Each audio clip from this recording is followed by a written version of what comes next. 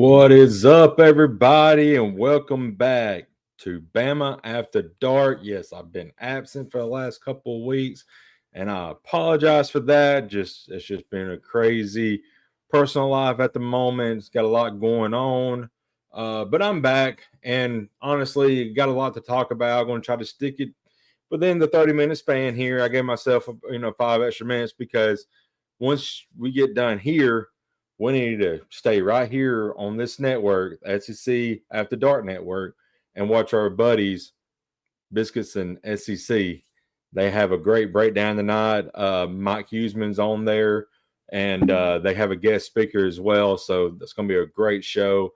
So once we're done here, join them, and let's have a good time. But anyway, again, this is Bama After Dark. I'm your host, Jake Thomas.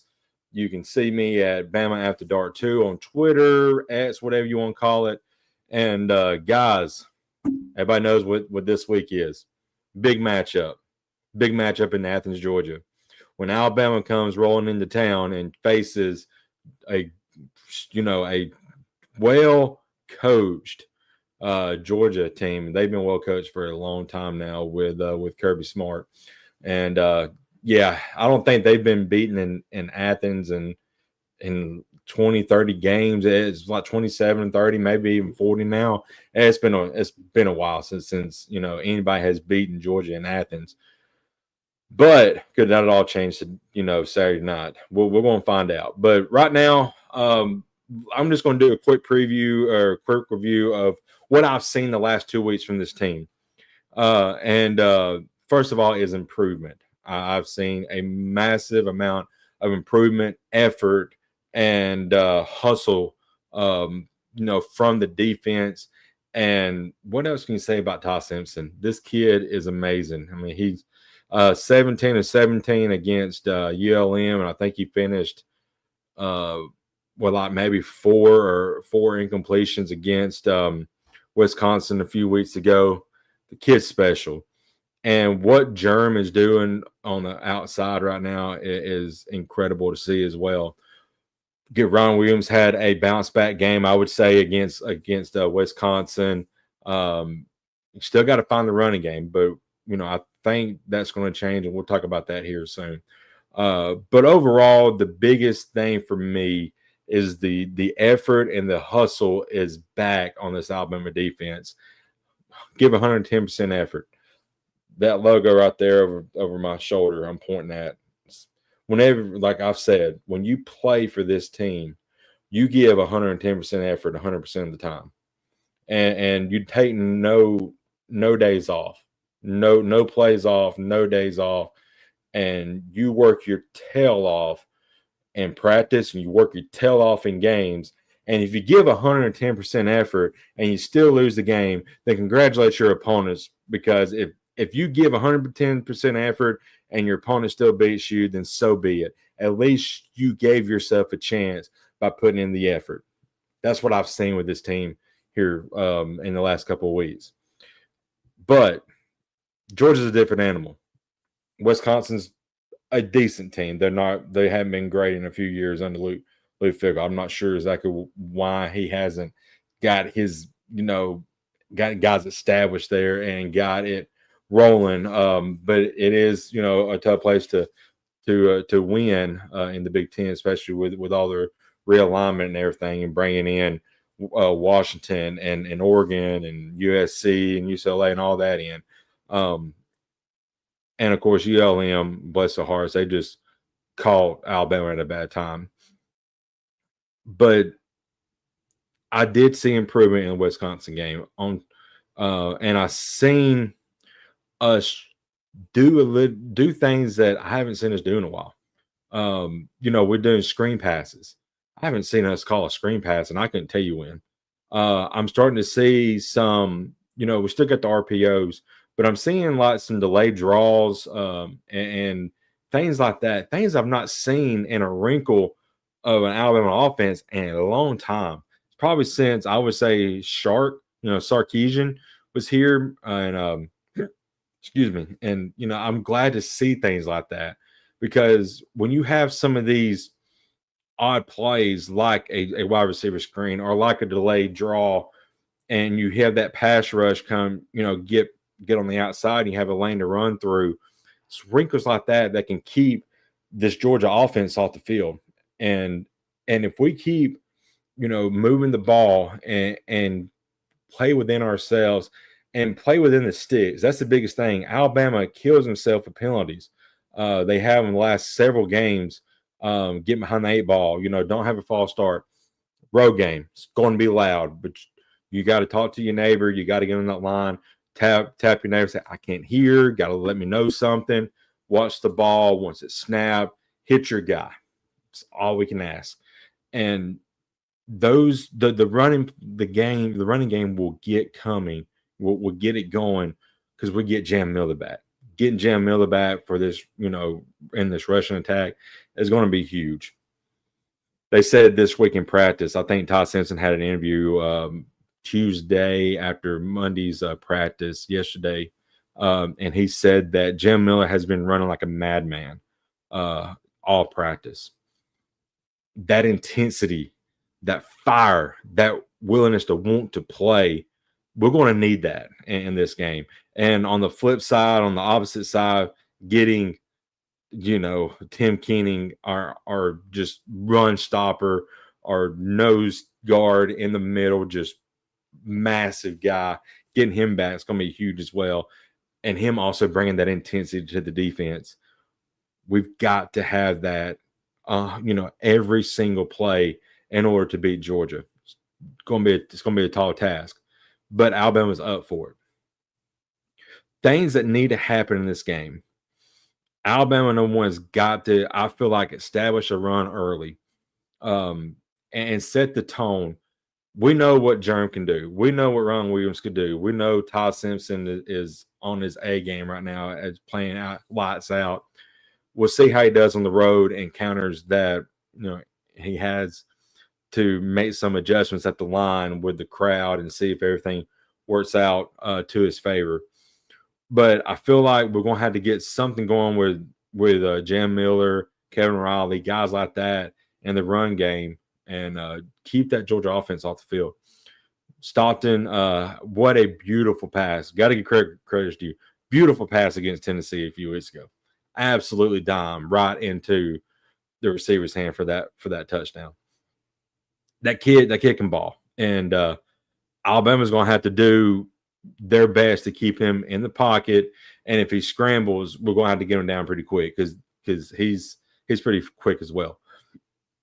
I think the running game for Georgia, I don't know how much success they're going to have, especially with Tim Keenan coming back.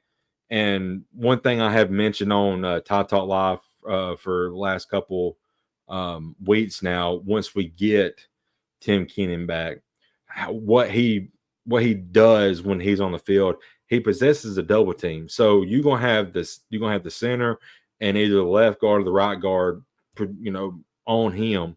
So that's going to free up somebody in that gap if there is a blitzer in that gap that left guard or right guard is going to be at. Maybe he doesn't get to get turned around quick enough, and you have a free rusher at the quarterback. Guys like Quay Russaw, guys like Pierre, who's come on here the last couple of weeks, guys like that need to have a big game in the linebacker core and get after the quarterback, get after Stockton if Alabama's going to be successful in this game. Secondary,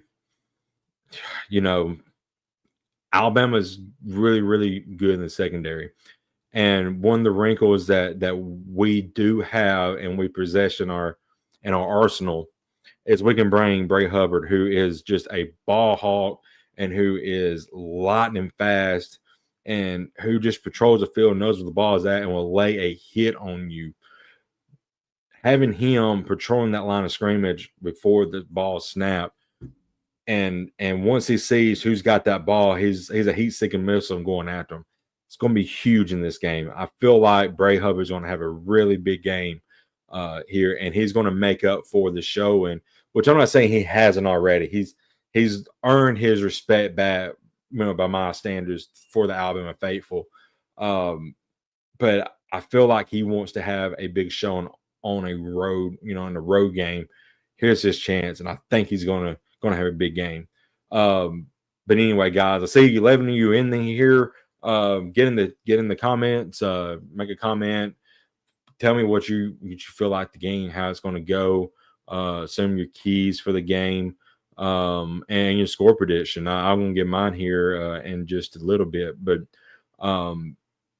players to watch. Of course, I'm going to say Jim Miller because he's back. And another guy I'm watching is Caden Proctor. And the reason I'm saying Caden Proctor is because this is a game where there's going to be 100 scouts. I mean, there's going to be scouts from every NFL team probably at this game Saturday night. He is drafted out right now as a top 10, tackle. Most probably the first tackle off the board, if we're being honest. Is he going to play up to that level and up to his potential, which everybody thinks he's going to be at and where he should be at, and be that top, tackle off the board in next year's draft? Is he going to play like that in this game, or is he going to have another game where he plays so and gives up a couple of sacks and gets beat off the line and gets bullied like he did against Florida State?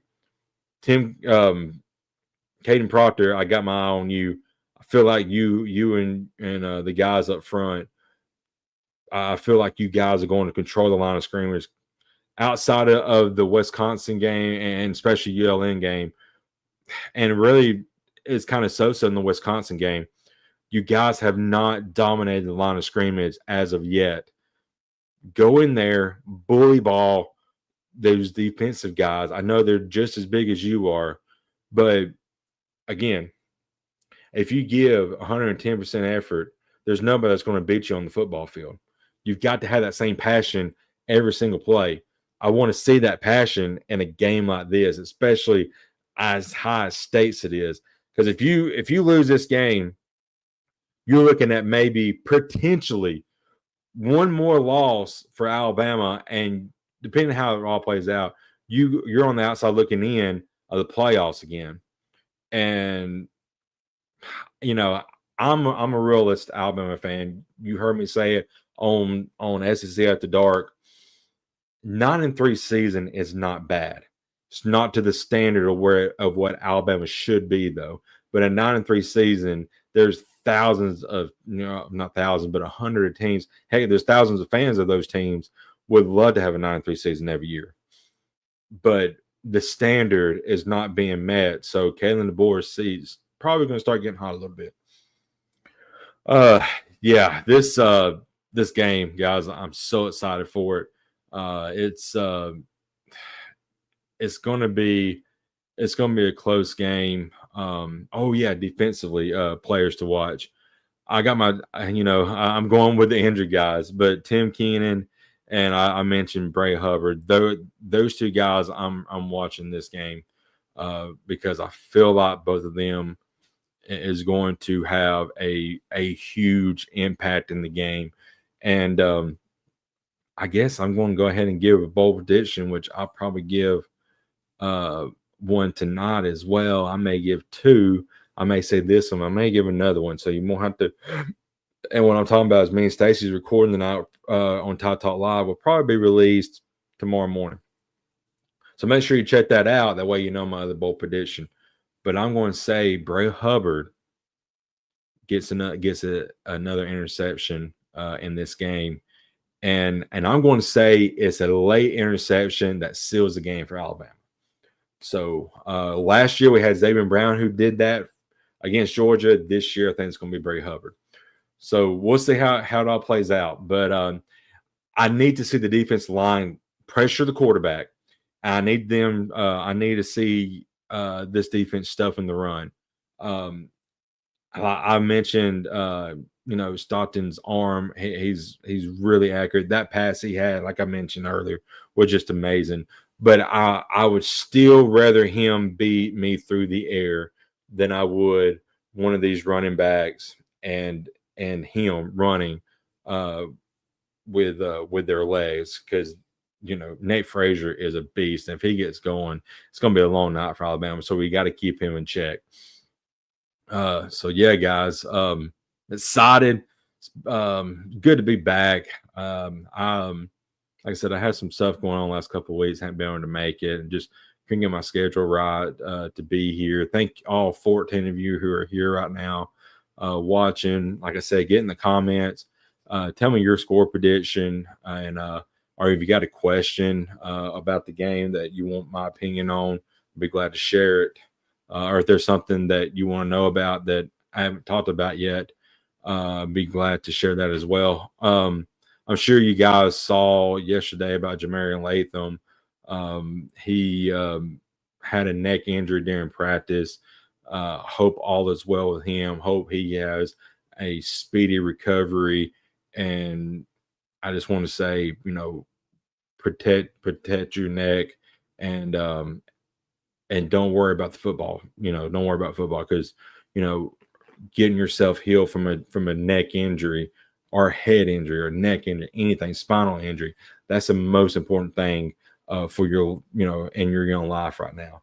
So don't worry about what's going on in the football field. Worry about your health and getting 100% healthy. Oh boy, man, it's getting I hadn't been on here too long, but hey, it's fine. We'll go a few more minutes. I done talk myself out of breath. I got plenty more to talk about tonight, so I guess I need to save a little bit for that. But so I guess the headline: can Alabama beat Georgia in Athens? Yes, they can. There's a lot that's going to have to work out in Alabama's favor, because Georgia is very talented. It's Matt on paper. It's team 1A, 1B, and it's like 1AA and 1A and 1AA. It's not really one team, 1B, 1B, 1A type deal. They're both extremely talented. Both teams are, and it's going to be I don't think anybody's going to pull out to an early lead like Alabama did last year. I don't think anybody's going to have to storm back and get back in. I think it's going to be a nail biter from start to finish. I think Alabama, like I said, with Bray Hubbard having a crucial interception at the end of the game, I think Alabama pulls it out 31-28 in Athens. It's going to be close, but I think we're starting to see a new attitude with this team. We didn't really we had too much hype on us start of the season. We went on the road to Florida State and laid an egg. That was an eye opener for a lot of people. I think it was an eye opener for the coaches, for the players, because they were just hurt all year long, and off season, all summer, how great they can be, how great they can be. They go down there, it's like, well, we're great. We're gonna go out here and dominate. And then in turn, they got dominated on the field. And it opened up some eyes for the players. And you're starting to feel a new energy. You're starting to see a new energy about this team. You saw it last week and you saw it the week before, but it's hard to take anything away from the ULM game, because ULM, unfortunately, is not great right now. And Wisconsin really isn't either. This is the test.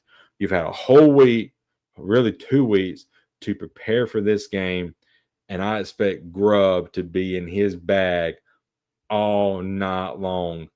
And I expect Kane Womack to throw some things we haven't seen at Gunnar Stockton and Mike Bobo defensively that we hadn't seen yet. We've seen some stunts. We've seen cornerback blitzes. We've seen some things. But I want to see us mismatching coverages and putting our guys in position to have some interceptions and to have some key plays, defensive plays that we need to get the ball back into our offense's hands. Or I feel like it's going to be a little bit better run the ball this week with Jim Miller back. And I think they'll continue going to have success and find ways to scheme Jerem open, to scheme Ron Williams open, to scheme Lazier Brooks open, to scheme Rico Scott open, and get those guys a ball and let them go to town. And just do the thing. Chad Shimei said, "Good evening, buddy. Roll Tide. Thanks for joining, Chad. Rick and Bonnie, there you are. Yeah, like I mentioned earlier in the show, had some things pop up last 2 weeks. Haven't been able to make my schedule work. But I'm glad to be back. Glad you guys are back. How you guys feeling about the game? If you was on, I just gave my prediction. I really feel like Alabama is going to pull out a narrow victory, 31-28 here. And I think the over-under is at 52.5. So 31 plus 28, you're looking at 59. So I think it's going to be somewhere in that range. Kalen DeBoer got cocky on that. I missed this, Rick. What's going on with Kalen? I didn't see Coach DeBoer get cocky on that. So, I need to know about this because I think having some swag is good for Kalen DeBoer, and I think it's going to resonate with the team. So I didn't know what you mean by that. I know Germ had talked about him, how good he is when he's wearing that that black hoodie, and you may be referring to that, Rick and Bonnie, but he said that he can't change it out, and I'm going to love when he runs out of that tunnel Saturday night and they're blackout wearing that black hoodie. You talk about a villain. I'm going to love every single second of it because I hope he does. Because if he comes out in a red hoodie or something, Alabama ain't got no chance to win. And it's just something magical about that hoodie that Kalen DeBoer just dominates in. So hopefully that's what happens Saturday night, but we'll see. Guys, anything else y'all want to chit chat about real quick before I jump off here? Me, like I said, I gotta get ready here in a little while. Make sure you check out on our other channel, Tide Talk Live. Well, we should have a video out in the morning previewing this as well with Stacy. So I'm excited about talking to him and getting his thoughts about the game. So we'll see.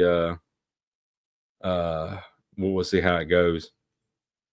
Kalen DeBoer, I didn't know Kalen DeBoer had an X for one. I need to go follow that, but it's I know there's a Kalen DeBoer Twitter handle, but is it really him, Rick and Bonnie? I don't know.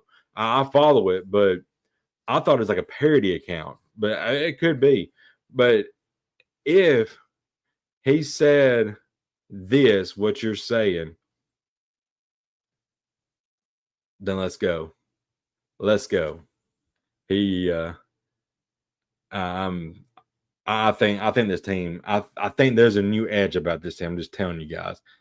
And next week when we get beat 38-7 or 38-14 or 38-17 or whatever, if that happens, I'll eat crow and I will say, well, there ain't no new edge. The edge is we're going backwards. But I think there's a different feel now of this team and a different excitement. And it really goes back to what Bray Hubbard said a few weeks ago. It was against Wisconsin in the post game show and post game comments he made afterwards. He said they didn't live up to the standard. The standard is 0 points, and they gave up that touchdown late in the game. He said, and I'm paraphrasing a bit, but and I don't think he actually said the word, but it kind of peed everybody off in there. He said, so maybe there's a new edge to this team. I don't know. We're going to find out. We're going to find out Saturday. If we get smacked in the mouth the first series and Georgia drives down and scores a touchdown, we got to come back, smack them in the mouth, and it's going to be like this all night. But if we get smacked in the mouth, we got to counter punch, or we're going to lay down and just let them roll all over us, kind of like FSU did. we'll find out. We'll find out Saturday night. But anyway, guys, thank you for joining. Chad, Rick, and Bonnie, thank you all for listening. Make sure you stay on SEC at the Dark network YouTube channel, because here in about nine minutes or so, SEC, Biscuits and SEC is going to have their show come on. Mike Huseman, who joins us on Thursday nights, will be on there doing a preview with the guys. Bossman and Hammond do a great job. And they're also going to have a guest picker this week, like they've been doing all season.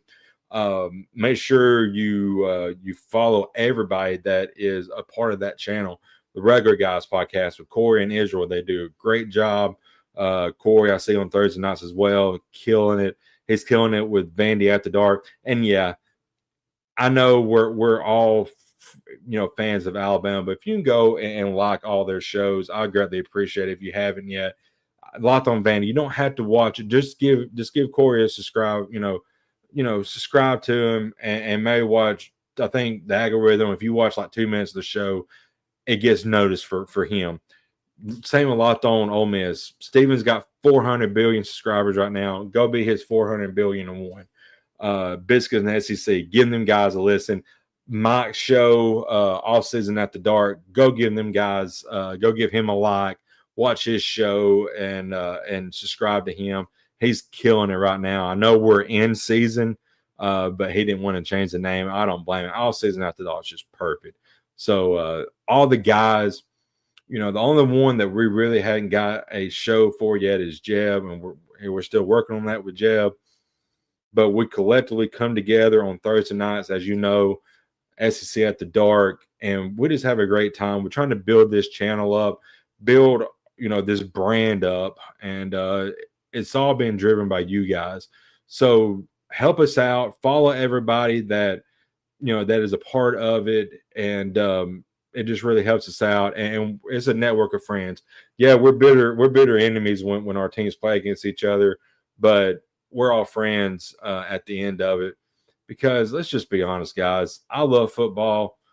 I eat and sleep football. I have Alabama football especially. But at the end of the day, I'm not going to lose a friendship over it because it's not that serious. It just isn't. There's too much seriousness in the world right now, and football is a great escape. But that we don't need to let a game change our thoughts and our opinions about somebody. So it's just a game. And it has no direct influence on our lives on a daily basis. So yeah, just go like and subscribe to all their channels. They greatly appreciate it. And make sure in about 5 minutes now, you watch Biscuits and SEC. Those guys are killing it. Boss Man Hammer. We will see y'all on the next one. I'm Jake Thomas. This has been Bama at the Dark. Bama. 110% every single play Saturday night, and you'll win this game. Y'all have a good one, and roll tide.